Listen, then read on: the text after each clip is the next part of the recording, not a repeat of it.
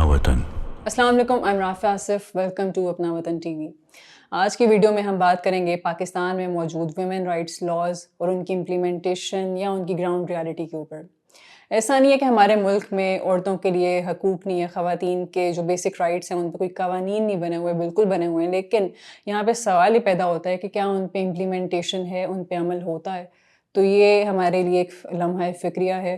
अगर हम बात करें अपने कवानीन के बारे में तो हमारे यहाँ मौजूद हैं, हरासमेंट लॉज़ मौजूद हैं, डोमेस्टिक वायलेंस लॉज़ हमारे यहाँ मौजूद हैं, rape reforms, equal participation of women, ये सब कवानीन हमारे यहाँ मौजूद हैं, लेकिन इन पे इम्प्लीमेंटेशन होती हुई हमें नज़र नहीं आती। तो यहाँ पे हम सबके ज़हनों में एक सवाल आता है कि जब हमारे मुल्क में हमारी सेफ्टी के लिए इस किस्म के कवानीन बनाए गए हैं तो इन पे इम्प्लीमेंटेशन क्यों नहीं होती।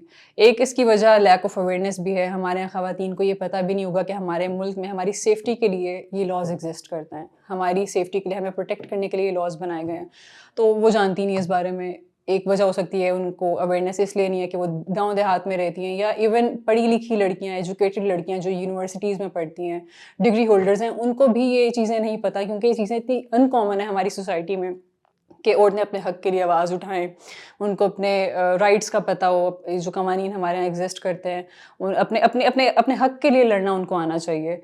उनको इन चीज़ों की अवेयरनेस नहीं है, उनको ये सिखाया नहीं जाता, उनकी तरबियत में ये चीज़ नहीं शामिल होती।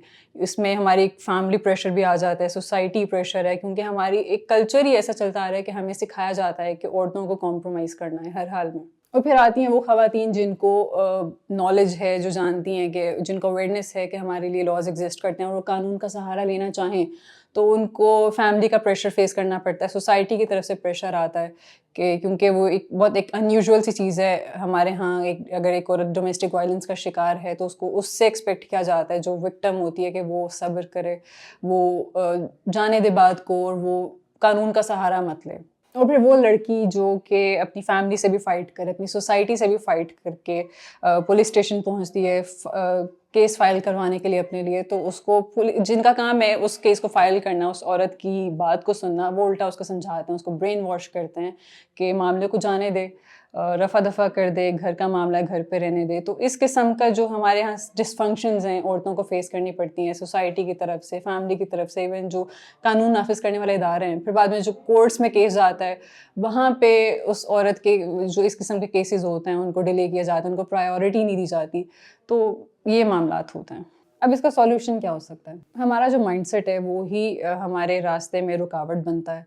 हमारे जो बिलीफ्स हैं, हमारा जो कल्चर है वो बहुत रिजिड है, हमारा कल्चर डोमिनेट करता है इन सब लॉज को। जितने मर्जी कानून बन जाए हमारे मुल्क में, जब तक हमारी सोच नहीं बदलेगी, जब तक हमारे अंदर अवेयरनेस नहीं आएगी, या हमारा जो ये दिमाग है ये ही चेंज नहीं होगा, तो तब तक किसी लॉ का कोई फ़ायदा नहीं है। हमारा माइंडसेट, हमारे बिलीव्स, हमारा कल्चर हमारे रास्ते की रुकावट बनता है।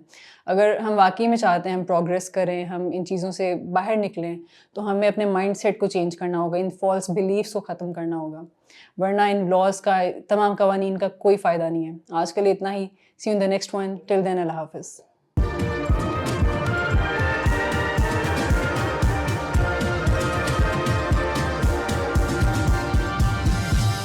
You are watching अपना वतन।